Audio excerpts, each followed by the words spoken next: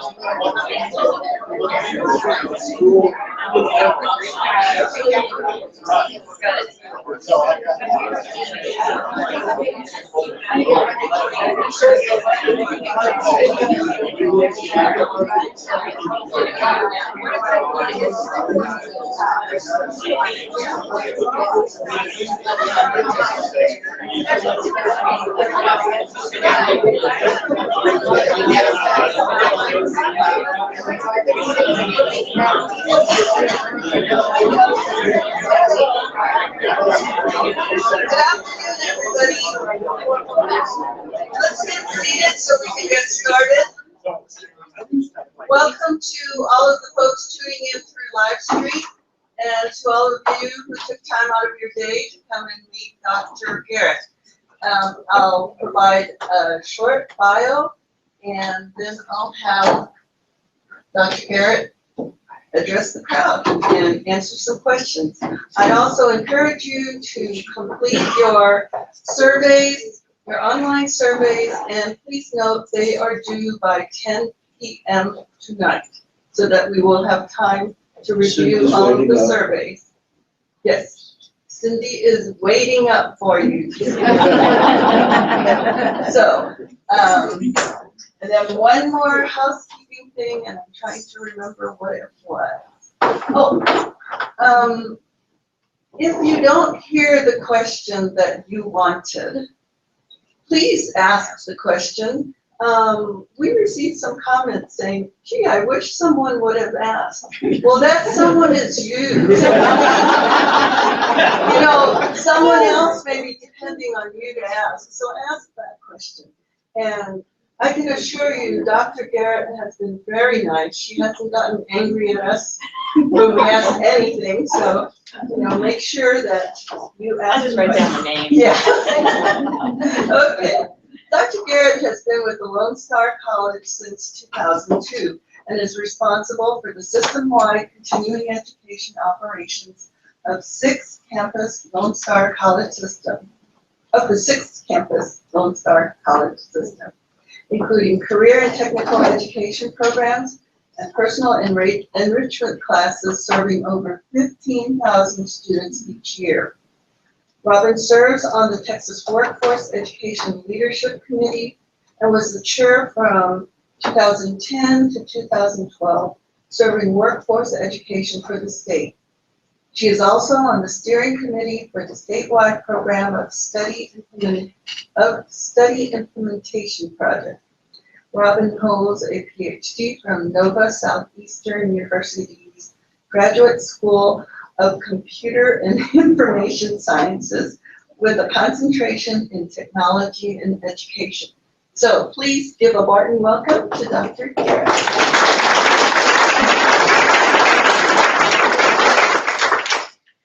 Well, oh my goodness, the turnout of this event and even the event yesterday at Fort Riley was amazing. And Fort Riley was actually closed yesterday, and so they still had so many people there, and it was a great experience. I've gotten to meet many of you. Some of you I'm looking at, and I know I've met you, and I don't know your names, and I'm sorry about that. But I will hopefully have the opportunity to really get to know each and every one of you in the future. Keep my fingers crossed on that one. I'm going to talk to you a little bit about community colleges in general and my passion for community colleges and what brought me to become an administrator, faculty, and so on at community colleges. And I think it's important for you to know that background because it will tell you and explain to you why I feel the way I do about serving at this level of higher education. As you know, community colleges are an American institution. We are very unique in America with community colleges. We started out as Joliet College back in like 1900 or 1901 as a transfer type institution, an extension of high school. And we've grown and grown and grown ever since. We are what's called an innovation in higher education. If you think about everything you do every single day to serve the students that you have here and the community, you can see the title innovators. And actually in your mission statement and in your goals, you have the words innovation. So you are right alongside every community college that is doing what they're supposed to be doing from the start. You're innovating, you're serving your community, and we serve so many different populations. If you think about it, and I'll name a few of them, but you could probably tell me another 20 different types of people and areas that we serve. But we serve high school students, correct? Yes. We serve people that want to transfer to universities, right? We serve people that want to learn how to speak English. We serve people that didn't make it through high school for one reason or another to get a GED. We serve people that maybe got a high school diploma or a GED, but for some reason aren't at the level they need to be to take college level courses. So that's on that end. Again, we serve the transfer, but we also serve our businesses with preparing students to enter the workforce directly. We take care of the needs of our employers in our community and surrounding areas. So that is a major task when you think about all of the areas that need employees. And we address that. We move as quickly as we can to meet those needs. And that's what innovation is all about. And aside from that, we provide job services, we serve children, we serve seniors, we serve the entire population of your area. So think about what you do and how wonderful it is all the time, because what you're doing is serving the needs of the people that are in your area and that need you. And that's what makes it so important for community college, to be in the community and to serve that population. Now, you say, well, why did you get involved with community colleges? Well, I grew up in a family that nobody went to college. And when I expressed a desire to go to college, my parents told me, no, we're not paying for you to get an MRS degree. I listened to them, and they asked me, or told me, I should say, that I was going to take classes in high school to prepare me to be a secretary or work in an office. And at that point, I can try to attain my MRS. And so I did exactly what they said. I took typing in high school, thank goodness, because I use it all day, every day on the computer. And I took shorthand and I took bookkeeping. And right after high school, I went to work as a receptionist in a manufacturing company. It was a small company, a small portion of the company in Houston. The main offices were up in Gorber, Texas. And shortly after I was working there, they decided to implement a mini computer system to help with their accounts receivable, accounts payable, inventory, that sort of thing. And because I had had a course in high school that was about Fortran programming on one of those teletype tapes, they thought, and I was probably the youngest person in the corporation also, that I would have an aptitude being their computer operator. And they trained me, and I became their computer operator. Now, remember, I didn't have any college yet. Well, viewing some of the things that the contractors were doing that came in to help with the programs, and I was looking at their COBOL programs, and it made sense to me. And my boss was very intuitive, and he said, you seem to have an aptitude for this. Why don't you go to college? Well, in the meantime, before that, I had become an MRS, and I really didn't have to listen to my parents anymore. My husband had gone to Lee College in Baytown, Texas, so he's a product of the community college as well. And I came home and I said, I'm going to go over to Stanton Center College, which is just down the road from my house, and enroll in a COBOL class. Well, there were prerequisites, so I couldn't enroll in a COBOL class, so I had to take intro programming and some other things, and it really, that was what I truly did have an aptitude for. It was easy for me. I enjoyed it. And so I kept going. And of course, I helped J.M. Huber grow in their computer. I took over some of the things that their contractor was doing and was very successful there. And then left there while I was still working on my associate's degree to a company called Global Services. And they're at the time, were the largest Canon dealership in the United States, selling copiers, facsimile machines, microfilm and microfiche. I'm not even dating myself here. But they were also on the coattails of IBM and several other companies that had created a personal computer. The desktop computer did nothing more than sit on your desktop and basically was a word processor. And my job was to go out and help the salespeople sell it. I wasn't a salesperson, but to tell them what it could do, to train the people at the companies after we sold it, and to implement whatever software could possibly be implemented at the time for processing. But because of my training at the community college in programming, I was able to start programming these machines and developed some software for various companies, customized this rock that sat on the desk with 8-inch floppy disks. But my career grew. I received my associate's degree, my career grew. I ended up in charge of all computer systems, all computer operations, internal, external, everything at Global Services that had anything to do with computers. And before I left there, they were about to also give me the accounting department to manage. So I had a very, very, very large role. But there was one class that I didn't get to take during my associate degree, some sort of systems class, and I was sitting in the classroom the first night, and the department chair came in to the class and asked to speak to me. And I'm like, oh my goodness, what did I do wrong? And I went out in the hall, and she said, how would you like to teach for us? And she was really excited and bubbly, and she'd known that I'd done a lot of training in business and industry. And I said, sure, Gwen, that'd be wonderful. That sounds great. She was right now. Here's the book. I got a class waiting for you. And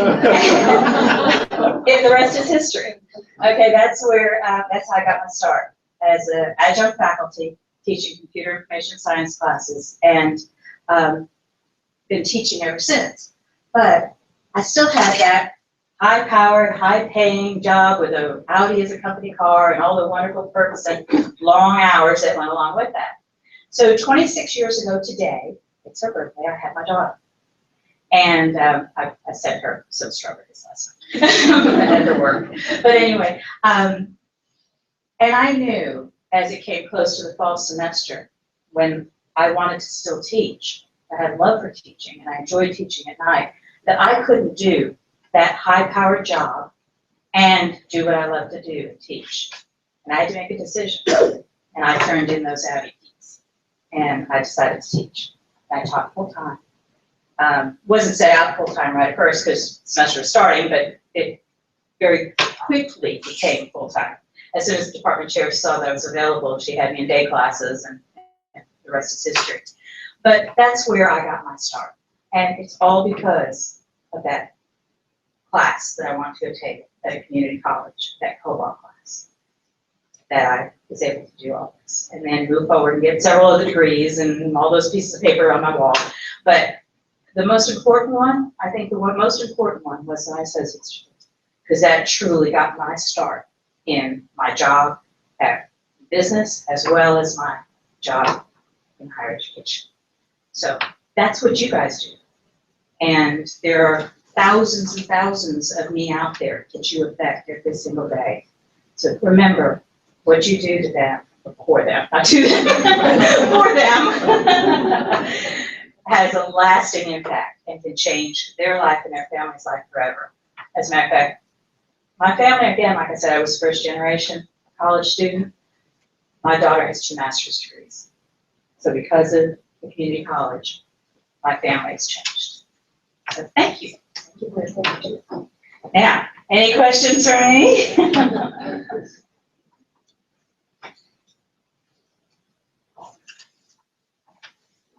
No? Oh. What attracted you to Barton for this job? Why did I apply for this job? Yeah. Well, first of all, it was advertised. Okay, it was out there and it was in higher ed jobs, and I spotted it and thought, wow. First of all, I was very intrigued that there were the vice presidency encompassed two roles, because I'm used to the vice president of instruction being one role, one person, and the vice president of student services being another. And when I saw that, I was very intrigued, and I started reading the job description. I go, I can do that. I can do that. I've done that. I've done that. I've done that. I thought, okay, and why not? Let me throw my name in the hat. And I was so pleased to get the call. I was very, very surprised to get the call. I know, typically you look for people, within your state that kind of understand what the board, the regional, you go to your board of regents, and I was very excited to get the call for the initial interview. And then I thought, well, okay, I think it went well, I don't know. And then for y'all to call me, I was elated to hear about my opportunity to come here. And I really appreciate how much was done to make these arrangements and work around the conflict I had last week. But, and since that time, or really since I did the go-to meeting, I've researched and looked and really tried to learn a lot about Great Bend and a lot about Fort Riley and Leavenworth, and I thought I knew a lot till I went out there yesterday. And I learned so much from Dean Nash and Dean Arnold, and I enjoyed meeting all of those people out there. And obviously they were close, so I didn't get to see the full operation with all of the military personnel. But I mean, it's amazing the work that those two are doing out there. And I'm so impressed, and that just made me want to come here even more. And then today, meeting everybody, I haven't met a person that didn't smile, and that just warmed my heart. So this is just feels home to me already.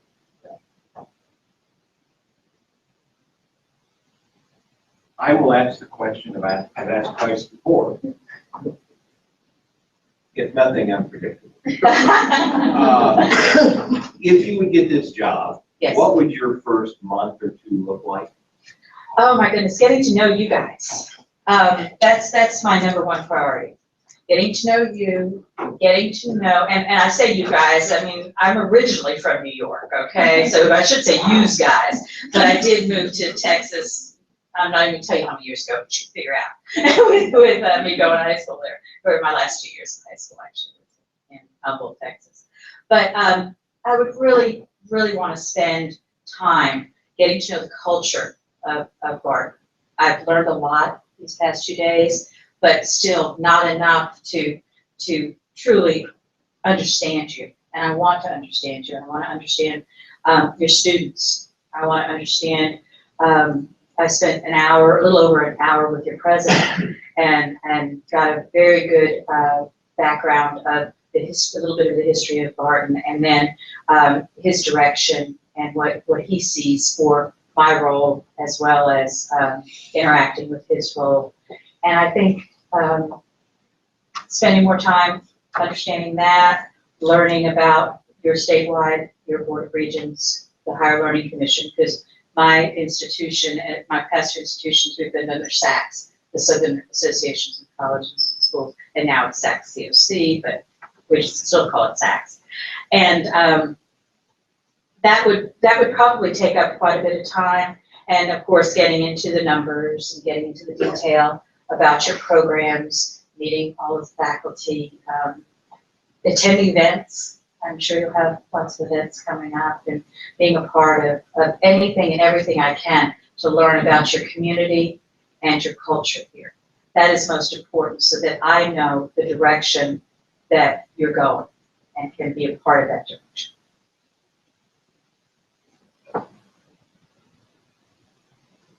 Yes, Do you have any experience working with TRIO programs, and do you know you have kind of a handle on the direction TRIO programs are going right now?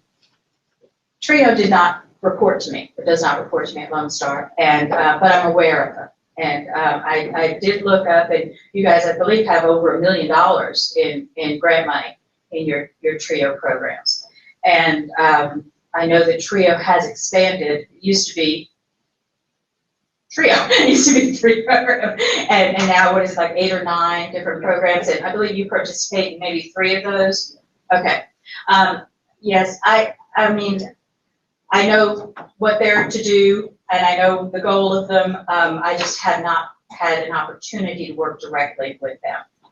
But, look forward to learning more from you.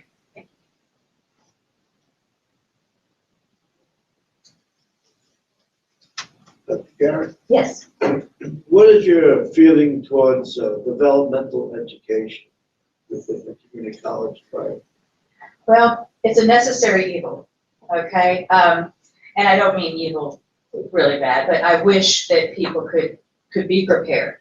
But we want to have our students get to the level that they need to be for our college level courses. And if we can't ignore the population that isn't prepared. So that's why we have developmental education. We have to have that to help the students get to where they need to be to continue. Because I would not want students that were ill prepared to be in the college level courses and not get what they needed and be successful. And we certainly don't want to just push them through, but they need that preparation to be successful in our courses and to be able to handle the rigor of college level courses. So it's something that we need to do as a community college to serve those that did not get what they needed in high school. Did that answer your question?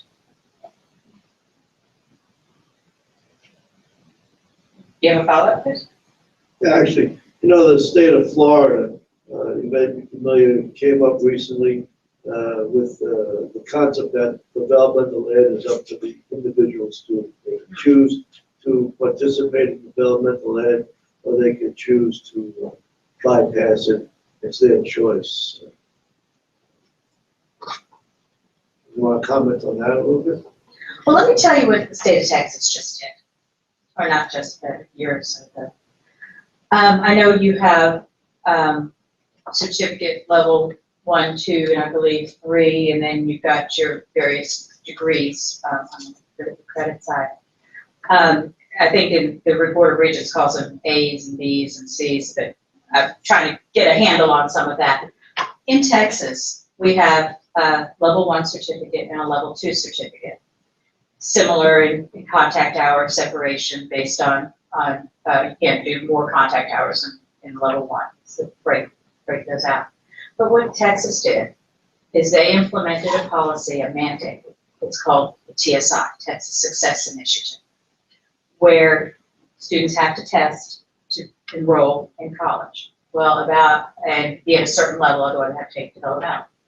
Well, about a year and a half ago, they put in this policy that a level 1 certificate does not require any pre-assessment, pre-testing, or any preparation. You may go right into a level 1 certificate. Well, any level 1 certificates that had English, history, any classes that really require a student to be at college level had to be removed from a level 1 certificate because we could not require them to take any prerequisites or to be at a certain level in their educational attainment. So our level 1 certificates have turned out to be the very, very basics. And we have 2 different course guides in Texas. One's called the ACGM and one's called the WACM. The WACM are purely technical workforce education courses that do not have any developmental requirements for. And then our ACGM are our academic courses, and sometimes those courses overlap slightly, but within the ACGM, they have courses that specifically say student must be TSI compliant. And one of those courses is Accounting 1. And the reason this is so fresh in my mind is I just did the program of study at the state level, which was to implement a statewide program of study in accounting. And the the room was filled with faculty from across the state of Texas, and I was facilitating our discussion to try to develop a statewide program of study for accounting. And they started talking about having accounting 1 in a level 1 certificate. And I said, we can't do that because it's required to have TSI, be TSI compliant, success mission compliance. And even the faculty weren't aware, not all of them, you know, but most of them were, that it could not be in a level 1 certificate. And it really hurt the accounting program to not be able to offer that in the level 1 certificate. They had to go to the workforce side for the accounting classes. And you say, so what? Well, the workforce side for the accounting classes don't typically transfer to university. And as we know, accountants, CPAs, they need to have a what? 4-year degree.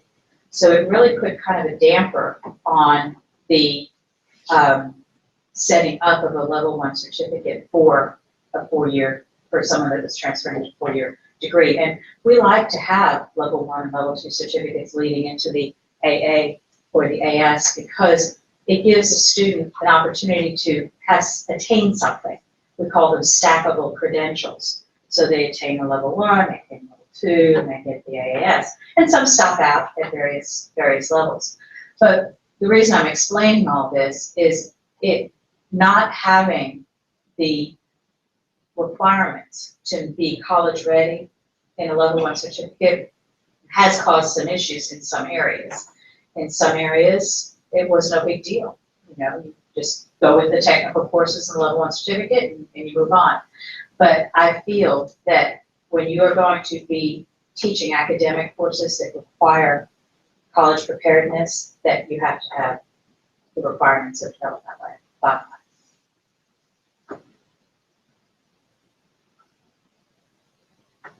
That was too serious.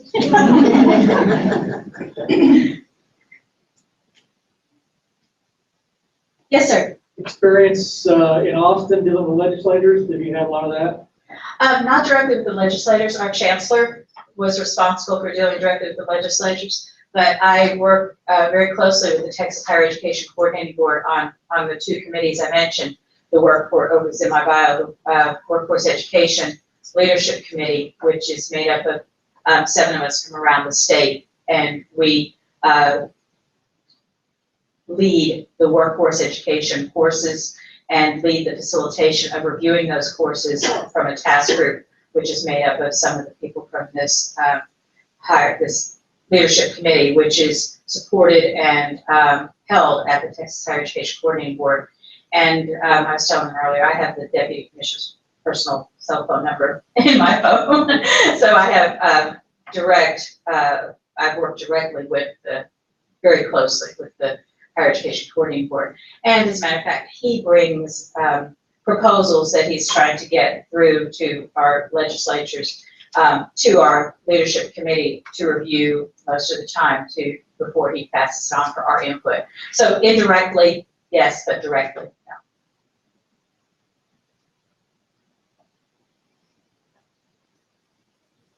Yes, sir. In Kansas, we have a problem with transferring students to, like, the University of Kansas. They seem to be up there. Do the community colleges in Texas have a problem with the university? Public universities, we have. The community colleges, do Right. students have problems? Right, the students, for the most part, they take all of they do, and they have to take our ACGM courses. So I was saying our academic courses. The workforce courses from our WECM course manual, the 2 different lists of courses, no, they don't take. Some of the universities, Stephen F. Austin and a couple others, have set up agreements to take our workforce level type courses, and they have a bachelor degree specifically for those. So a student has to be aware that taking those courses will not transfer into normal, everyday bachelor degrees that they're familiar with, but they will transfer into these special BAT, Bachelor of Applied Technology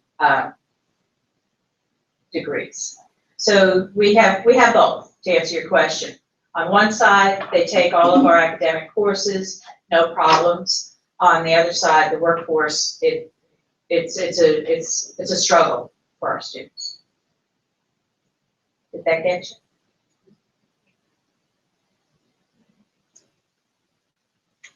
You said you've done a lot of research, as best you could, about coming here, and then you thought you knew it pretty well, but it turns out you really didn't. So what have you learned, or what has surprised you that you found out these last almost 2 days? Well, very, very good question. My impression and my concern and my questions were about how you could have this service area, but still offer classes over in Fort Riley and Leavenworth when there are other community colleges that were closer that could serve those. And it was explained to me that because they are on military bases, that's allowed, and that's fine. And you can also receive funding for those, which would not have been the case in Texas, except I don't know about military bases, because in the Houston area we don't have anything like that.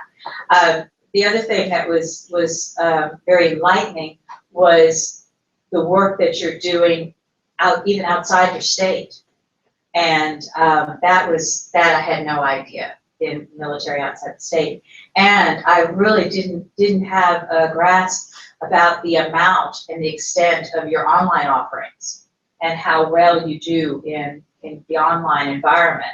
And I'm amazed that you've been able to accomplish everything you've been able to accomplish with the amount of staff in your online area. So that's incredible, and I'm very, very impressed by that.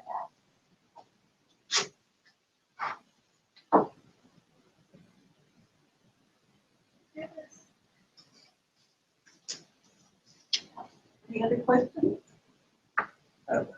Yes. Kind of put it in the simplest terms, being the manager of an instructional and the student services side of a campus, what do you feel would be one of your biggest challenges being the manager of those two areas? Challenges? Let's think about that.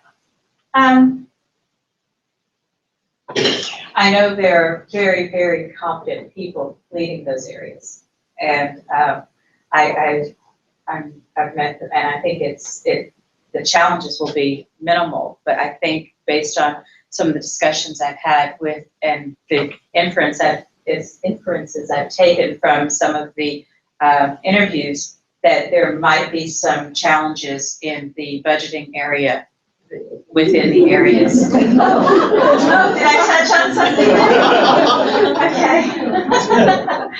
And so that might be my biggest challenge, to balance and ensure that our students receive the services that they deserve and they expect from Barton on both the instructional side and the student services side. That would be the biggest challenge. And to kind of follow that up, what is your philosophy on making those decisions when resources are tight? And I touched on this earlier in the interview. I believe that everybody needs to come to the table and present what they need. So the managers of those areas would tell me what they need, and it should align with our strategic plan. And we need to be sure that the most important gets funded first. And that might be a difference of opinion between the two areas. But I believe coming together and understanding the needs of each of the areas is important for both sides, and see what we can do to balance that. We may need to not do as much in one area, do a little bit more here, and then the next time get some more for that other area. It's a balancing act, and I've had to do that for many years in various programs where healthcare started skyrocketing, and business and an IT area maybe went down a little bit, and I've had to shuffle the funds around to accommodate in that. When we needed more student services personnel. Had to see if there was money in one of my other pockets to help support, even if we could just get a part-time person to help with student services. So it's just a matter of seeing the urgent needs and what's happening and how to align to best meet the goals in the strategic plan and the needs of the students.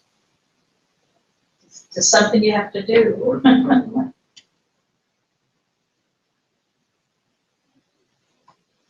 Well, you guys are wonderful, and I've said that probably a million times to everybody, but I hope I have an opportunity to get to know every single one of you sometime in August, and I really would love to come here.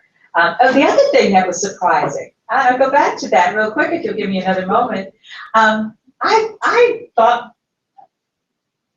Great Bend was small. And it's not. It's much bigger than I anticipated. And you know, Humble, Texas, when I first went there, had a Dairy Queen and an Humble food market, and that was it. Humble has grown to the point where it's unmanageable now. But when I came in last night, I was like, oh, this isn't small. And then on the interview, why would you want to come to a small town? Why would you? Oh, it's not small. You're at Applebee's. Anyway, so thank y'all so much for being here, and thank you for hosting me. Thank you for your hospitality, and it's been wonderful. And I look forward to touring the area this afternoon. Thank you.